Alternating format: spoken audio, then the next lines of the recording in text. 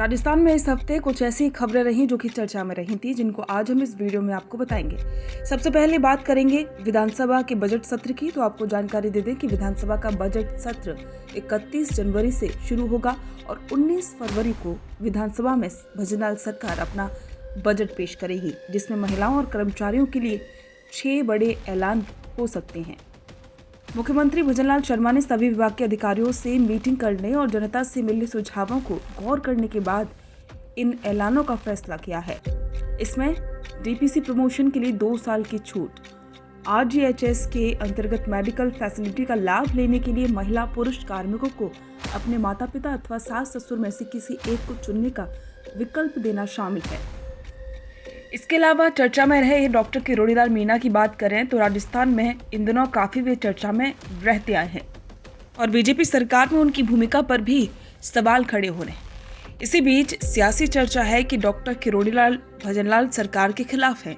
इसको लेकर मंत्री किरोड़ीलाल मीणा का मीडिया में एक बयान सामने आया। इसमें उन्होंने कहा कि लोग सोचते हैं कि मैं सरकार के खिलाफ हूँ, लेकिन कोई घटना ऐसी हो रही है जो सरकार के लिए दुखदायी बने, उसकी जानकारी देना मेरी जिम्मेदारी समझता हूँ।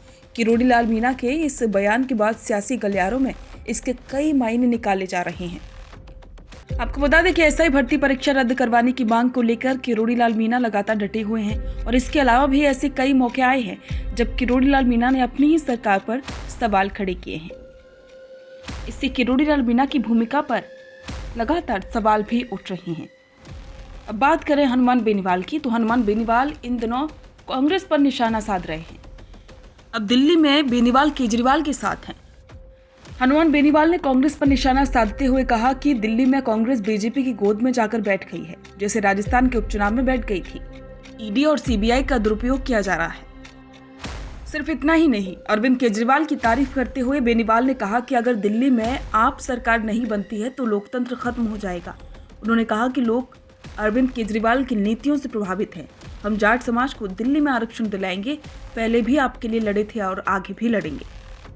और इसके अलावा बेनीवाल ने इंडिया गठबंधन को राहुल गांधी से खतरा भी बताया है। बेनीवाल अब लगातार बीजेपी के साथ साथ कांग्रेस को जोड़ने की बात कर रही हैं। अब बात करें सांसद राजकुमार रोत की, जो कि बहुत दिनों से अपने क्षेत्र की मांगों को लेकर चर्चा में है। वे लगातार आदिवासियों की मांगों पर गौर करते हैं और साथ ही केंद्र सरकार के सामने उन मांगों को रखते हैं। राजकुमार रोत ने कुछ ही दिन पहले मावाड़ी केंद्र को लेकर अपनी बात रखी थी। राजकुमार रोत ने कहा कि सुविधा नहीं होने की वजह से वहां पर बच्चे नहीं पहुंच रहे हैं। बच्चों के अभिभावक भोजन और अल्पाहार नहीं देने का दोष शिक्षा कर्मी पर डाल रहे हैं। राजकुमार रोत ने कहा कि अभिभावकों का ये कहना है कि बच्चों को पहले जो सुविधाएं और भोजन मिल रहा था वह बंद हो चुका है।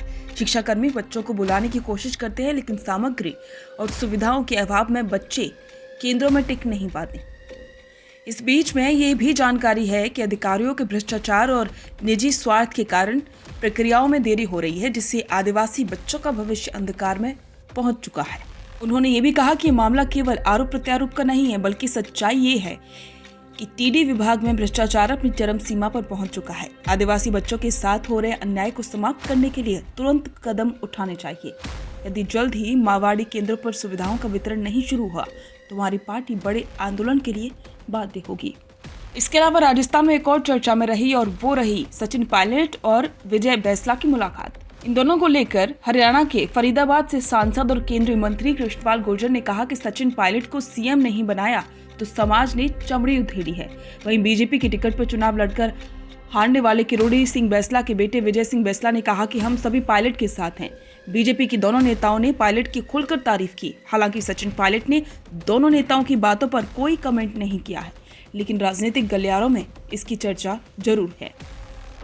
तो ये वो तमाम खबरें थीं जो कि चर्चा में रही थी। इन पर आपके विचार हमारे साथ कमेंट बॉक्स में जरूर साझा करें और बने रहें द फैक्ट इंडिया के साथ।